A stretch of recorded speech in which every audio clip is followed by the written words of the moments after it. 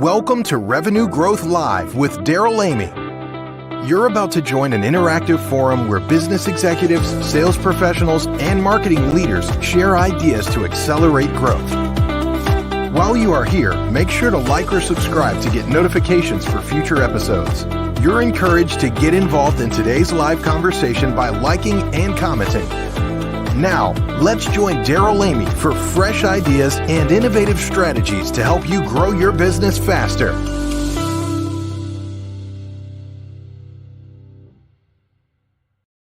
Good morning and welcome to Revenue Growth Live in our first quarterly Revenue Growth Roundtable. Daryl Amy here, and I'm excited to have an open conversation. It's the beginning of Q2. How did that happen already? Things are moving quickly. We're in a very dynamic marketplace right now. And so what I thought would be fun to do, and we believe here at Revenue Growth Engine that buyers don't buy products and services, they buy the outcomes those products and services deliver. And outcomes are always shifting based on what's going on in the marketplace. So I thought it'd be fun to have an open conversation today with some friends that have their finger on the pulse of what's going on in the marketplace. We're going to talk about trends. We're going to talk about opportunities we're seeing. We're going to have an open conversation as well about challenges that we're seeing now as we're sitting here right now at the beginning of April in 2023. So welcome. If you're here live, we welcome you to chime in on the comments. We'll be able to see those and interact. We'd love your feedback throughout this conversation, as well as if you're watching later, comment as well. This is an important thing for all of us to be working together towards, to say, hey, what's going on right now? Where are the opportunities? What's shifting? And how can we take advantage of those? And I've got with me in the studio somebody that does have his finger on the pulse of what's going on in the marketplace. My friend Dan Stroll is the CEO of Good Suite. It's a managed technology firm in Woodland Hills, California that helps businesses leverage technology to increase productivity, efficiency, and productivity out in the marketplace all the time, looking and talking with business owners across multiple industries. Dan, welcome to Revenue Growth Live. It's great to have you here. Thanks for inviting me, Daryl. Yeah, this is a very interesting is the understatement of the year in terms of the times we've been through in the last couple of years. But here we are now sitting at the beginning of the second quarter in 2023. Life is operating at Mach speed. I can't believe that Q1 is in the books. I'm just curious. I've got some thoughts, and I know our listeners are going to chime in, and we maybe have some other folks joining us throughout this conversation as well. But Dan, I'm curious from your seat, and we're just kind of flow on this. What are some of the trends that you're noticing right now as you're out in the marketplace, not just with your business, but also as you talk with other business owners? Well, specifically in my world, I feel like we're in this IT bubble. Where everybody's trying to patch up what they have and realize they don't have enough, and they're scared. And so paying more money than they have to and fighting their way into getting better security and protection and speed of their systems and connectors and all that.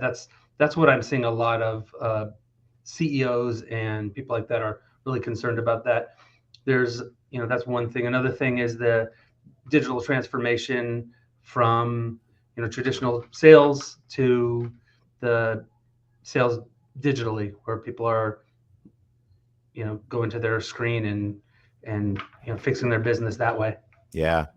Well, I think it's interesting in all of this, and I was just doing some background research in terms of what other people are saying out there right now. And I think the interesting thing about this is it doesn't matter what business that you're in. And of course, you're in the technology business. I spent a lot of time in that world myself as well. And I've been accused of being a tech nerd. So this may sound somewhat biased to say that technology right now is a huge part of the overall trend, but it is. And this is, in good and bad ways. I was laughing. I actually had this sitting on my desk. Y'all can see this. One of the big trends everyone was talking about last year is the metaverse. Trends shift, right? Here we are on the front page of the Wall Street Journal. And that's a pretty brutal commentary on a trend that, is kind of maybe flopping a little bit right now in some ways, in some people's opinion. The metaverse, not quite so excited about. So it's important to be on top of this. And I think, when you look at one of the things that I saw across multiple articles I was reading about perspectives on the trends is the issue of data security right now and all of that. I mean, we're definitely in the middle of conflict.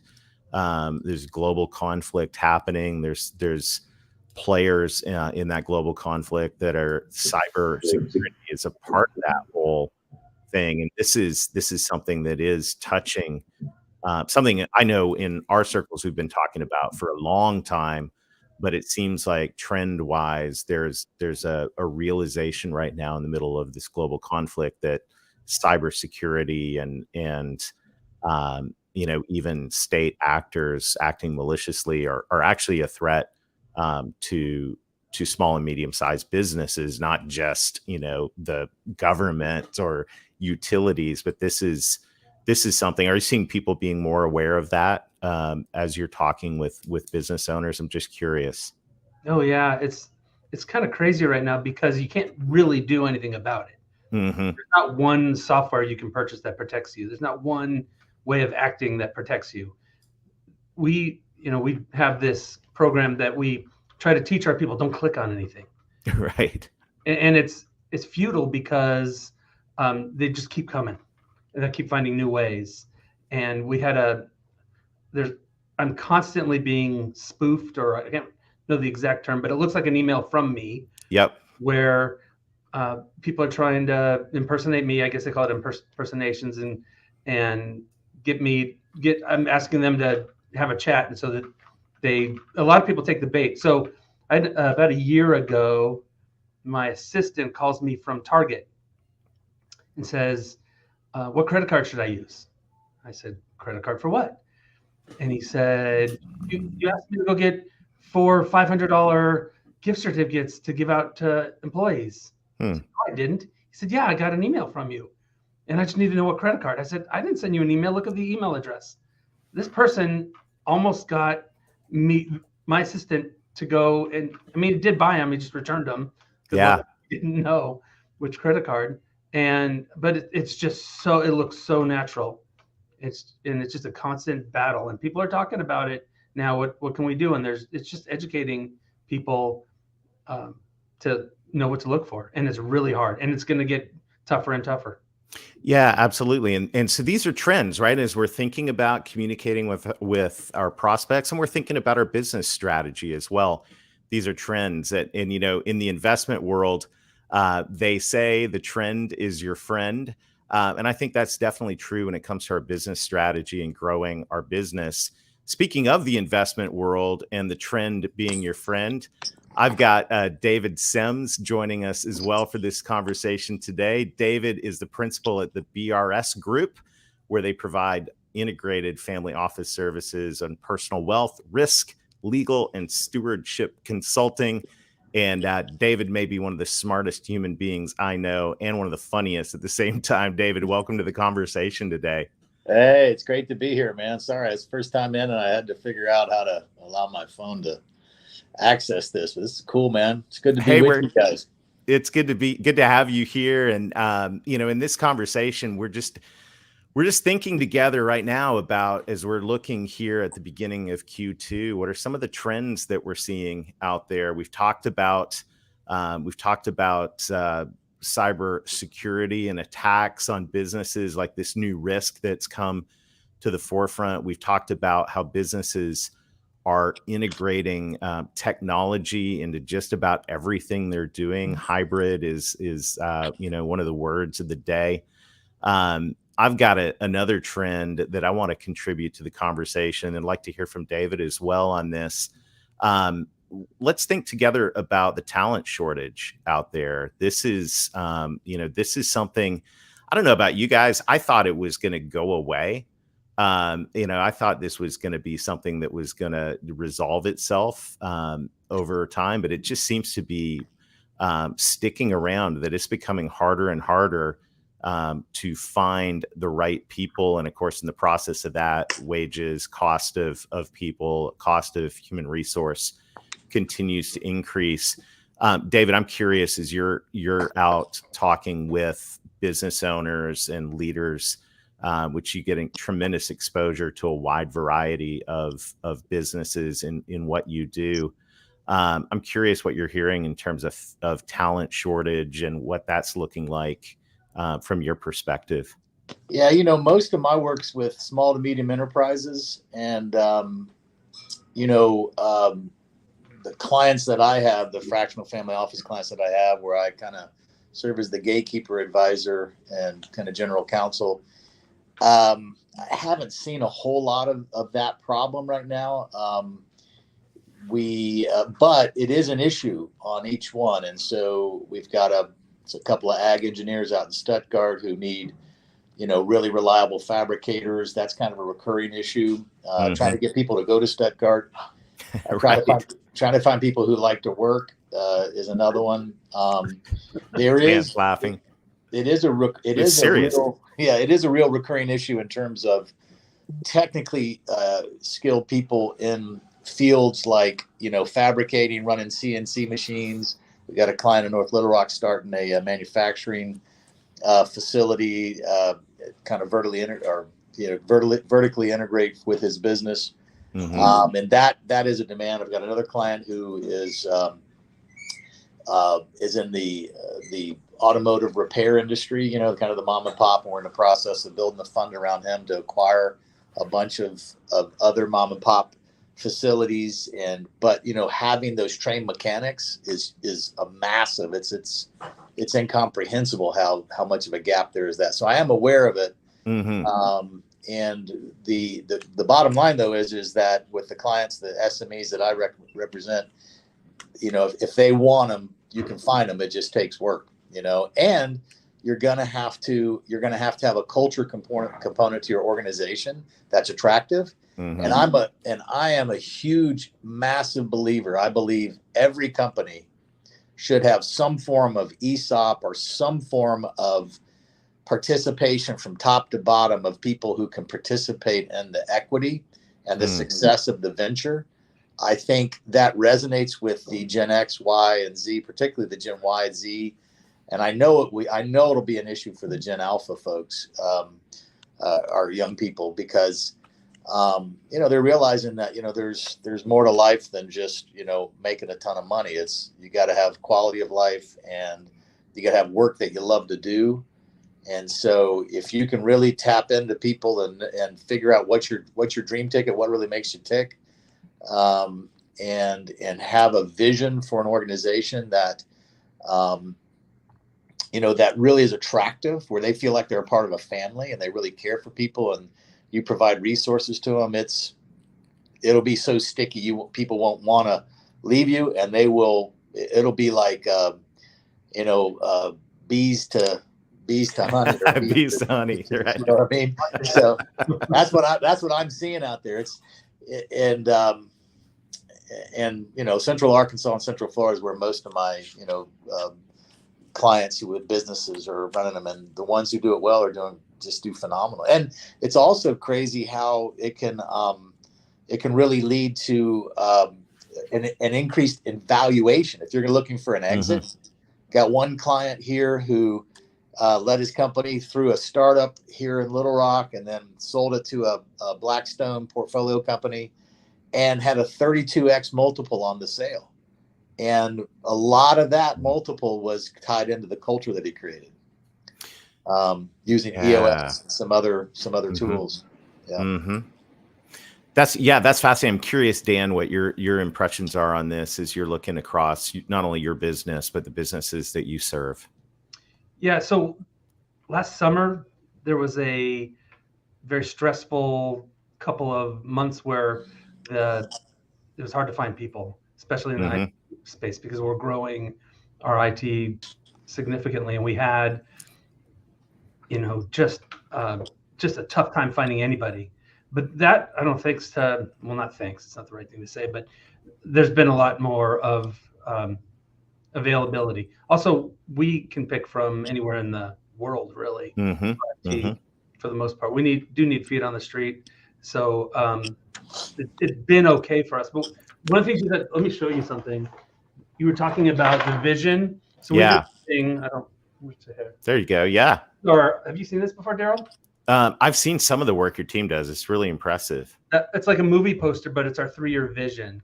And Beautiful. So everybody really involved they know what our vision is. And we tell the story about it. We have a quarterly meeting, very EOS, like where we tell the story. We tell everybody, close your eyes. Here's the story. Here's what we're going.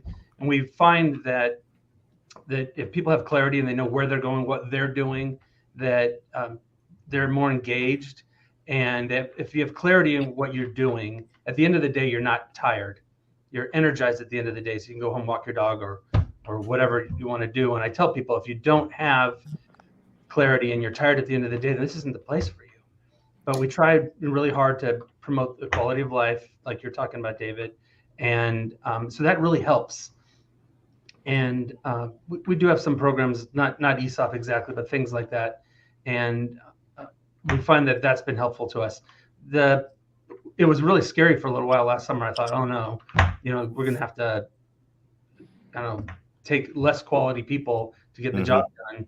But we were fortunate. I feel like maybe it's the LA market, and there's a lot more people to choose from. But we've been fortunate to get a decent number of quality resumes every time we post a job. Yeah, I think what you are both touching on is something that's very interesting that I think touches the whole ecosystem of a business right now. And we're talking here really about employee experience. What is that culture? What's the company like? Is it enjoyable coming to work? Do I feel fulfilled? Do I feel like I'm a part of it in whatever way that is, financially, culturally, missionally, all of that? And then on the other side of it, another trend that I was seeing, that I've seen personally and also saw reflected in research done by Forbes and Wolters Kluwer and several other folks I looked at, is the importance right now, the drive towards customer experience, and not just a customer experience, but as my friend Joe Pine says in his article in Harvard Business Review just a couple issues ago, it's not just a customer experience, but it's also an experience that drives towards a real transformation. So it's getting to where I'm seeing out there. I'm curious what you guys think in terms of trends, that the companies aren't just looking for vendors or suppliers. They're looking for someone that can come in and not only be great to work with, but also be somebody that can really help drive a portion of the business forward.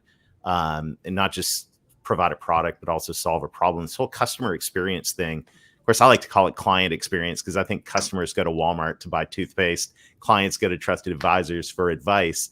But if you think about that whole experience from a client or customer perspective, I'm curious how you guys are seeing that evolve in the marketplace. David, what are your thoughts? Yeah, so I mean, for our group, we do wealth, risk, and family office services, generosity kind of advising. And so ours is just intensely relational. BRS stands for building relational stewardship. So we focus and value on relationships. We don't ever want to reduce anyone to an economic calculus, right?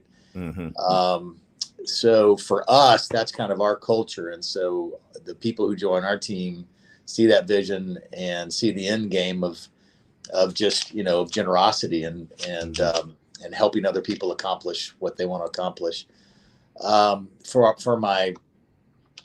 my business clients, each one of them are just they're leaders with vision, and they care about people, and so that's what I find is I really only want to work with people who, look at life and look at other humans the way I look at them, and just really value them as a human. So, so if I value relationships over dollars or over whatever else, then I'm going to be somebody that people want to be around and partner with and work with, and vice versa. And it's very sticky. So that's kind of, again, I'm dealing with small, medium enterprise type stuff. I'm not dealing with some of the big stuff you guys are seeing out there. on the sales side. But I think it translates. I think it just translates into that. I mean, it's pretty much however you want to look at it. In the Western tradition, the Christian Judeo tradition, love your neighbors yourself, do unto others as you would have them do unto you. It's a positive kind of thing. In the Eastern tradition, the Confucian ethic, I think, which works powerful, is kind of stated negatively: do not do to others as you would not have, be done to you, right? Yeah. So, so I think that if you can figure out how to bring that ethic into how you relate to people, you're gonna be a part of an organization and create an organization and lead an organization that is very, very sticky and attractive. So that's how I look at it. Awesome. Yeah, and I've seen that in action as well inside Dan's business for sure, in terms of all of this. And I'm curious what you see in your business and beyond, Dan, when it comes to client experience. Well, I'm very focused on the client experience, and I changed it to client experience because of someone we know on this call. No, I'm dead serious. And I told you, tell whoever's listening, that Revenue Growth Engine is a must read. I've read it 3 times. But besides that, to answer your question, we are mostly focused on SMB. I do have this all-star senior leadership team that's very focused on metrics towards the client experience. We're very focused on retention. And 2 of our 5 core values are boutique level of service and speed of business. So we're really focused on every little aspect of delivering. We're in a negative product, whether it's a copier printer it's like an offensive lineman. The only time you know what it's doing is when it's holding, right? Or jamming. And on our IT side, the only time they think of it is when, they can't get their email. So we're trying to do our best to be as proactive as possible and really focus on every single little touch point. And we do the best we can. We know we can't please everybody, but we're, how Ritz-Carlton says, ladies and gentlemen, serving ladies and gentlemen. Part of our, quality of life is that we're not going to deal with a customer that isn't treating us professionally.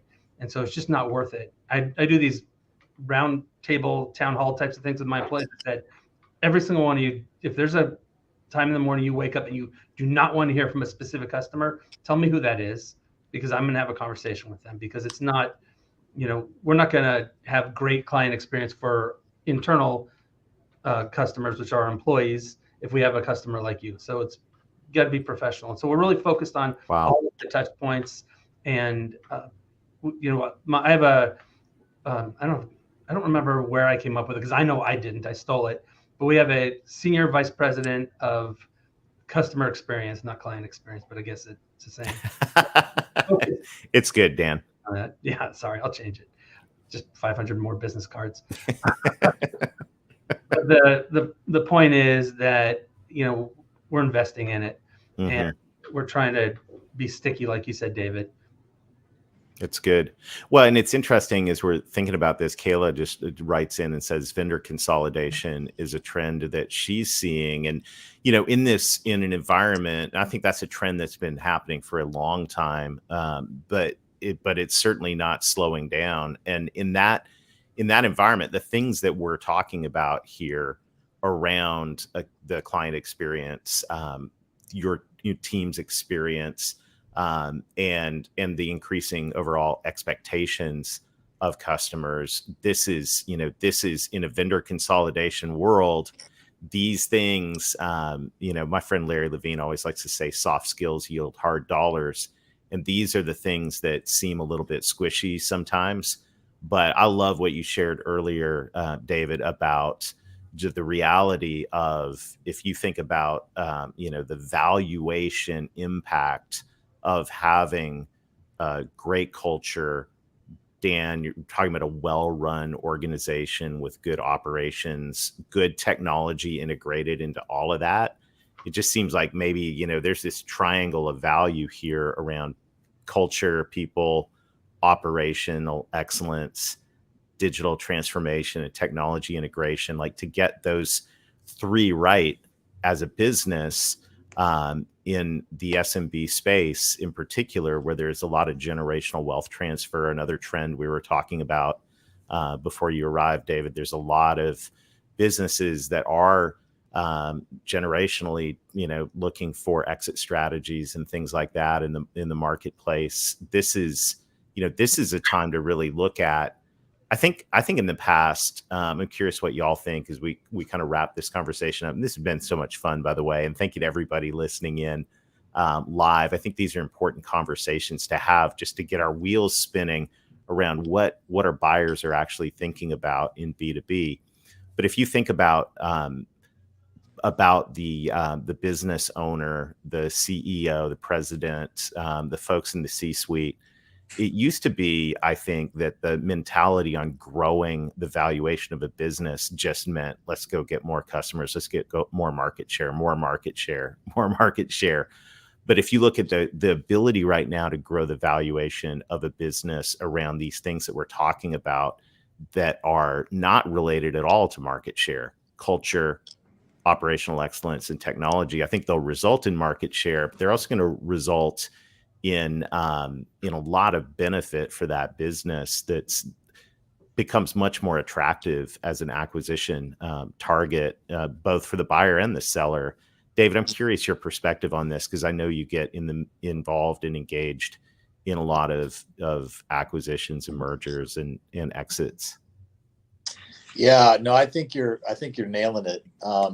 It was interesting something Dan was saying about, I remember getting to the point, some point in time, I don't know, over the last 10, 15 years, where I realized, you know what, I really should fire this client. It's not worth it. And, it was one of the most satisfying experiences ever to get to that point to just say, you know what, I'm done with you. You cannot treat me or anybody in my organization that way, and I've tried to talk it through, but yeah, no, I agree 100%. Yeah, it truly is a multiple on your what you can sell for when you have created top to bottom a vision that the person who cleans the bathrooms all the way to the CEO and everybody in between is able to articulate who they are as an entity, why they're there, and why they love it. And so, yeah, I've seen it a lot. And one of the things that I'm working with a client who has a business that they do want to have an exit. The money, the numbers are pretty straightforward. I mean, you pretty much see what you got to do to be able to change your EBITDA, right? Unless you're, all the way up at the top and you have, you're a Fortune 500 company, and there's a lot of different things at that level. That's a whole different ballgame. But with the SME, man, dialing in the numbers, you got to nail that down. You got to have that side of the ledger clear, but then turn and focus on your people. And because when somebody comes in to look at buying you, they are going to get all in your knickers, and they're going to look at everything. And I've had a couple clients recently, both of them have sold to publicly traded companies, and man, you're under a microscope, and they look at everything because they have to de-risk the transaction and assess everything. So you focus on people, value people, man. You can't go wrong, the way I look at it. So powerful. Any last comments here, Dan? What a fascinating discussion. Yeah. So my philosophy is not market share; it's client share. And we always say that slow is smooth and smooth is fast. And it's not the big that eat the small; it's the fast that eat the slow. And so when you have too many vendors, you consolidate your vendors or your tech stack or whatever you want to call it, you can be faster. We're trying to go wider into every client. And our big expression that we always say is one hand to shake. So we try to get everything at these clients. We cover everything in the office, and if they know how to get a hold of us and we know how to get a hold of them, and we become sticky again. And so that, to me, the vendor consolidation works both ways. Wow. Awesome. What an interesting perspective. And this took a different turn than I thought it was going to take, but this is why it's important for everybody, whether you're leading a company or whether you're leading the marketing division or whether you're leading a sales team.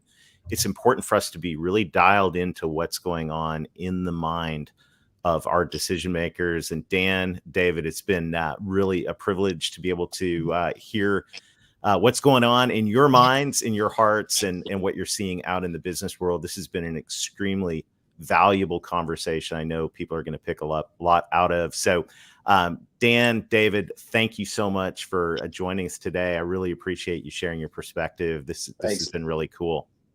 Thanks, Daryl. Appreciate it. Thanks, Dan. Good to meet you, man. Good to you, David. Yeah, Thanks, you guys Daryl. will enjoy getting to know each other. And Hey, this is the other thing out here. And I see people commenting, and I know people will be engaging with this later. We'd love to connect with you. And what's really cool about the world right now is these conversations are happening. And so we want to encourage you, stay in the conversation, keep your finger on the pulse of what's going on in the marketplace with your buyers. Buyers don't buy products and services. They buy the outcomes your products and services deliver. If you want C-level attention, listen to what these guys are saying right here. They're giving you the keys to grow your business. So to everyone out there, as we say at the end of every Revenue Growth podcast, let's get going and let's get growing. Have a super day.